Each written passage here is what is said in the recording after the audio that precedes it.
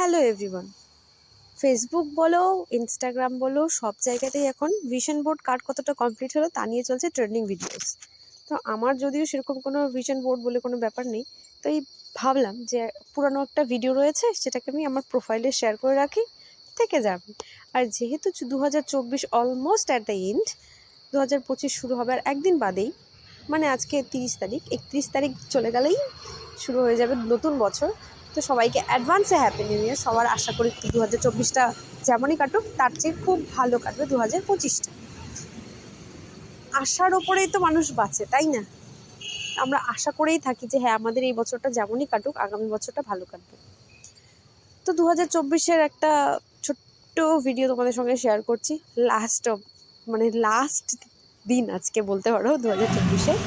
তো লাস্ট দিনে একটা ভিডিও শেয়ার করছি। এই ভিডিওটা হচ্ছে অনেক দিন আগে, যদিও পুরানো ভিডিও। আমরা গিয়েছিলাম তারাপীঠে পুজো দিতে। সেই তারাপীঠে যাওয়ার আর ফেরার কিছু ছোট ছোট ভিডিওস রয়েছে, যেগুলো আমি তোমাদের সঙ্গে শেয়ার করলাম। অ্যাকচুয়ালি শেয়ার করে আমার প্রোফাইলেই রেখে দিলাম, যখন মন চাপে দেখতে পাবো। কারণ এর আগের অনেক এরকম ভিডিও ছিল যেগুলো শেয়ার করবো বলে আর শেয়ার করে উঠতে পারিনি।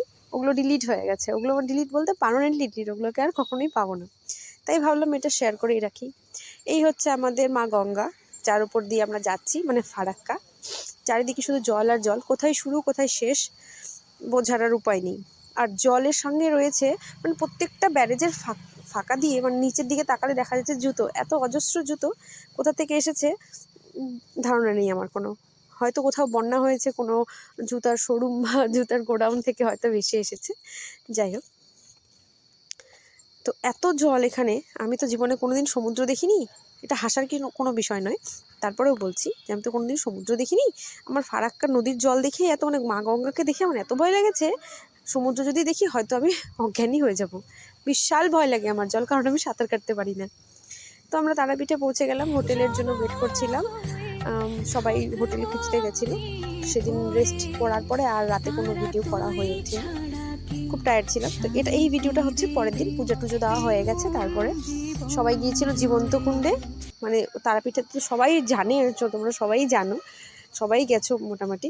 আমি সবচেয়ে লাস্ট, যে 2024-এ প্রথমবার তারাপীঠ গেলাম। তো যাই হোক, সবাই গেছিলো জীবন্ত পুকুরে, আমি যাইনি, তাই জন্য আমি ভিডিওটা করছিলাম। তো আমরা যখন গেছি তখন হালকা ঝিরিঝিরি বৃষ্টি হচ্ছিল, সারা রাত ধরে এরকম বৃষ্টি হয়েছে। ফেরার সময় দেখলাম যে যেই জায়গাগুলো খালি জমি দেখে গেছিলাম যাওয়ার দিন, ফেরার পথে দেখছি সেই জমিগুলো পুরো বৃষ্টিতে মানে বন্যা হয়ে গেছে, জলে ডুবে গেছে। তো সবার জন্য একটাই ছোট্ট সাজেশন, যারা গিয়েছে তারাপীঠ আগে তারা তো তোমরা সবাই জানো মোটামুটি, কিন্তু যারা যাওনি বা ভাবছো যে যাবো এখনও হয়তো কোনো কারণবশত যাওয়া হয়ে ওঠেনি, তাদের জন্য একটা ছোট্ট মেসেজটা হচ্ছে যে তুমি যদি ভাবো যে আমি রাতে ঘুমিয়ে সকালে উঠে স্নান ধান করে ফ্রেশ হয়ে পুজো দিতে যাব, তাহলে ওরকমটা ভেবো না। তাহলে তোমাদের পুজো দিতে দিতে দিন শেষ হয়ে যাবে। তার উপরে তো টাকার কিছু ব্যাপার আছে, এই টাকাতে ওই লাইন, ওই টাকাতে ওই লাইন, এরকম ব্যাপার আছে। তো ওগুলোর চক্করে যেওই না। রাত 3টের সময় উঠে স্নান করে তোমরা চলে যেও মন্দিরে। তাহলে কি হবে, মা তারাকে সামনে থেকে ভালো মতো দর্শনও করতে পারবে, ঠিকমতো পুজোও দিতে পারবে। যে ভুলটা আমরা করেছিলাম, যেতে দেরি করেছি, আমাদের পুজো দেওয়াটা ওরমই হয়েছে। তারপরেও বলবো, সবাই ভালো থেকো, সুস্থ থেকো। এই বছরটা তো যেমনই গেল, আগামী বছর তোমাদের সবার খুব ভালো কাটুক। সবাই ভালো থেকো, হ্যাপি নিউ ইয়ার সবাইকে ইন অ্যাডভান্স। জয় মা তারা, জয় গুরু বামদেব।